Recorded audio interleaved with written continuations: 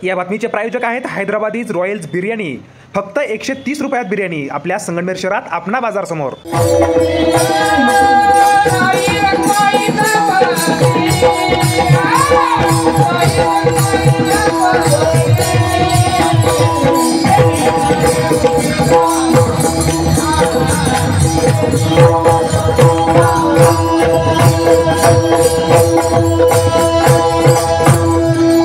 क्षमावरून बोलतोय काउंट माय सेंटेन्स।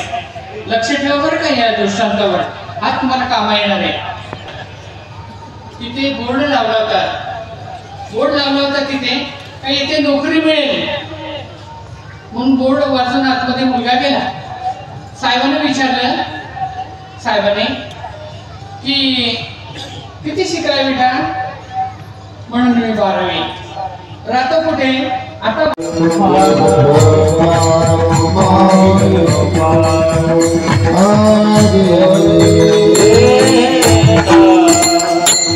संप्रदायाचा एक मंत्र आहे, महामंत्र।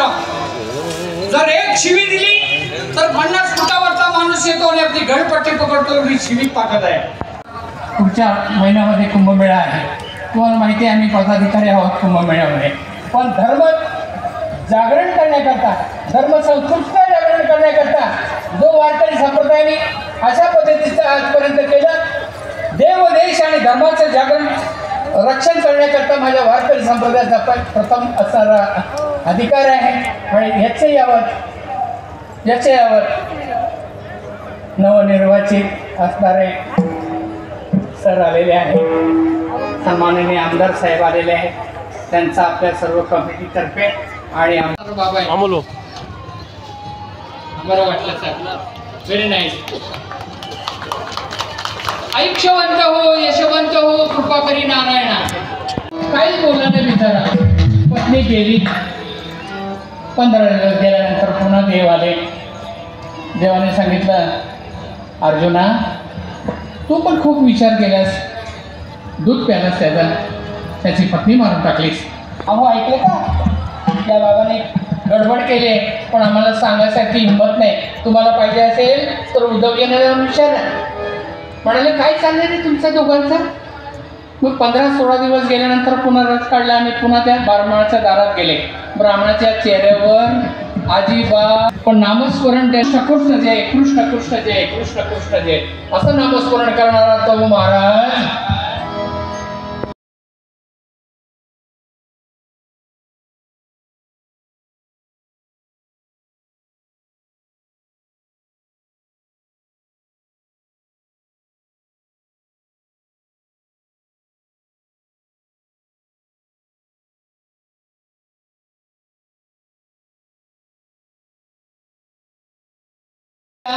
देव संतांची इच्छा करतात की मला संत पाहिजेत म्हणून तुकोबरायांनी हे सांगितलं की असा असणारा कावनाईचा एक ब्राह्मण, दोघं पती पत्नी, कृष्ण कृष्ण जय कृष्ण कृष्ण जय कृष्ण कृष्ण जय कृष्ण कृष्ण रात्रंदिवस नामस्मरण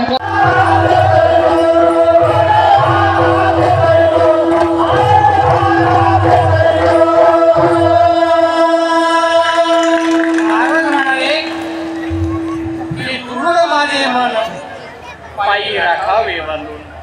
महाराज विनंती करतात, महाराज शरणागती करतात, पण यासाठी महाराजांनी डोळ्यासमोर ठेवलं नाही। मग संतांची शरणावर डोकं ठेवलं तर देवाचे ग्रेट आपोआप होते। संताबाई माता देवतांत गावे तेने भेटे देव अभ्याप, मनोली संत अखंड बजावे तेने भेटे देव अभ्याप। पुढे जाऊन म्हणतात,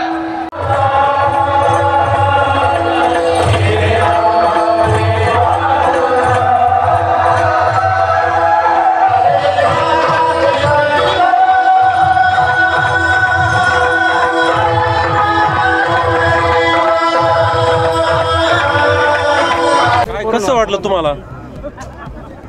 तो दिवस माझ्यासाठी, माझ्या तालुक्यातील तमाम जनते, मायबाप जनतेसाठी एक अविस्मरणीय आणि इतिहासात नोंदला जाणारा दिवस होता।